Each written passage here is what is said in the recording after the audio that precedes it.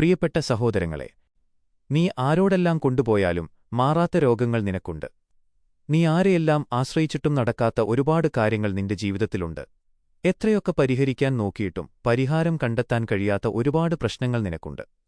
പല സ്ഥലത്തും പരിഹാരം കണ്ടെത്താൻ നടന്നിട്ടും ഒന്നിനും ഒരു ചലനവും സംഭവിച്ചിട്ടില്ലേ? അതിന് എന്താണ് കാരണം എന്നറിയാമോ? റോമ 1 പറയുന്നു, എന്തെന്നാല് അവര് ദൈവത്തിന്റെ സത്യം ഉപേക്ഷിച്ച് വ്യാജം സ്വീകരിച്ചു. അവര് സൃഷ്ടാവിലുമുപരി സൃഷ്ടിയെ ആരാധിക്കുകയും സേവിക്കുകയും ചെയ്തു. നിന്നെ സൃഷ്ടിച്ചവനു മാത്രമേ നിന്റെ രോഗം സുഖമാക്കാൻ പറ്റുകയുള്ളൂ. അവനാണ് നമ്മുടെ കർത്താവായ യേശുക്രിസ്തു. കൊളോസോസ് അധ്യായം 1 വാക്യം 16 പറയുന്നു, കാരണം അവനില് സ്വർഗ്ഗത്തിലും ഭൂമിയിലുമുള്ള ദൃശ്യവും അദൃശ്യവുമായ എല്ലാ വസ്തുക്കളും സൃഷ്ടിക്കപ്പെട്ടു. സിംഹാസനങ്ങളോ ആധിപത്യങ്ങളോ ശക്തികളോ അധികാരങ്ങളോ എന്തുമാകട്ടെ, എല്ലാം അവനിലൂടെയും അവനുവേണ്ടിയുമാണ് സൃഷ്ടിക്കപ്പെട്ടത്. അവനാണ് എല്ലാറ്റിനും മുമ്പുള്ളവന്, അവനില് സമസ്തവും സ്ഥിതി ചെയ്യുന്നു. യോഹന്നാൻ 15 പറയുന്നു, ഞാന് മുന്തിരിച്ചെടിയും നിങ്ങള് ശാഖകളുമാണ്.